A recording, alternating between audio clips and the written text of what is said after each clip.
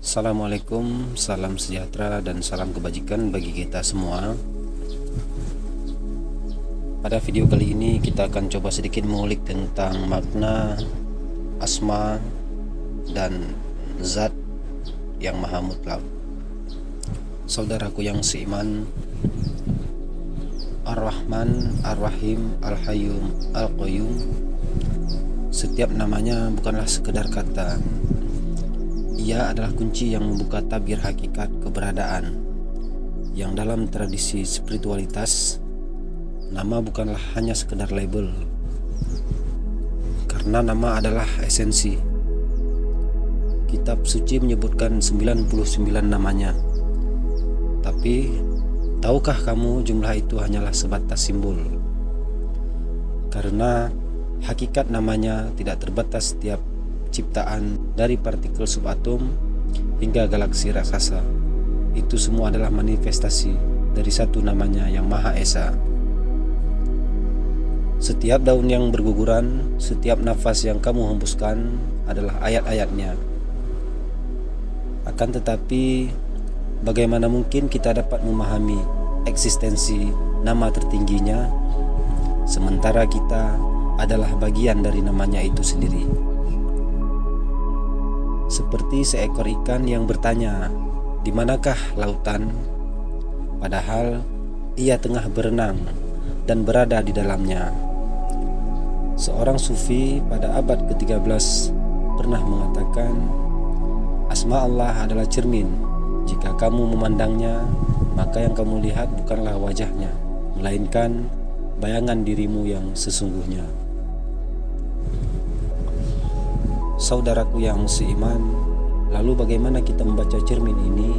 Jika namanya adalah cermin, maka zatnya adalah cahaya yang memantulkan bayangan itu sendiri. Ia adalah hakikat yang tidak akan dapat tersentuh, tidak terbagi, dan juga tidak terdefinisikan oleh apapun juga. Yang dalam sebuah hadis qudsi, Allah berfirman, "Aku adalah perbendaharaan yang tersembunyi. Aku ingin dikenal. Untuk itu aku menciptakan makhluk agar denganku mereka mengenalku." Tapi lagi-lagi, bagaimana mungkin Dia yang tidak serupa dengan sesuatu apapun juga bisa kita kenali? Disinilah akal terjebak, bahasa pun menyerah, sebab zatnya melampaui semua kategori. Bukan materi, bukan energi, bukan ide, bukan ini dan juga bukan itu. Akal tak akan pernah sampai untuk menjangkaunya. Akan tetapi, justru disitulah letak rahasianya. Dia tidak bisa diketahui, akan tetapi bisa dialami. Seperti angin yang tak terlihat, tapi desirannya dapat kamu rasakan. Seperti matahari, ada dari kehangatannya. Para arifin menyebutnya syuhud atau penyaksian tanpa penggambaran. Syekh Ibnu Arabi, sang guru agung tasawuf, menuliskan, dia adalah yang pertama dan yang terakhir, yang zahir dan yang batin. Kan tetapi janganlah kamu sangka dia terpisah dari dirimu, karena kamu adalah huruf yang mengeja segala kitabnya. Lalu, di manakah batas antara sang pencipta dan ciptaannya? Di manakah zatnya berada? Jika zatnya tidak terjangkau, lalu untuk apa kita mempelajari nama-namanya? Dan jawabannya, karena asma adalah jembatan menuju pengenalan dengannya. Kamu tidak akan bisa menyelami seluruhnya, kan tetapi kamu bisa meneguh setetes airnya. Setetes itu tidak mewakili laut, tapi mengandung rasa yang sama. Setiap nama Allah adalah setetes dari samudera zatnya. Ar-Rahman yang maha pengasih, setiap kasih sayang di alam semesta ini adalah percikan dari namanya tersebut. Tapi zat Ar-Rahman sendiri, ia tidak terukur dan tidak terbatas.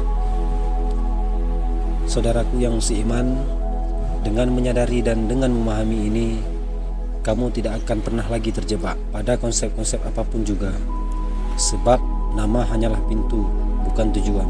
Seorang guru spiritual pernah mengatakan, barang siapa berhenti pada nama, Ia seperti pengembara yang terpaku di depan gerbang.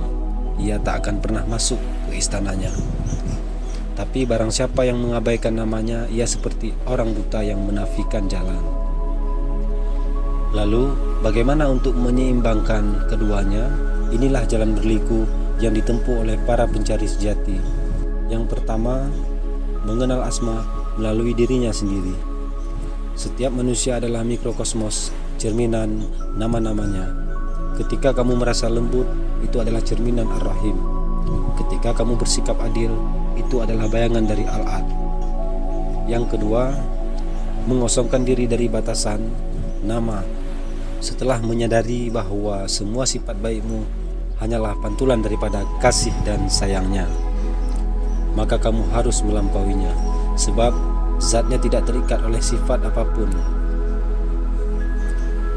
Yang ketiga, fana fillah atau lebur dalam keesaannya. Di puncak perjalanan seseorang sufi, sang pencari menyadari bahwa ia tak melihat apapun kecuali dia. Bahkan konsep tentang keakuan dirinya sendiri pun haruslah terlenyap terlebih dulu.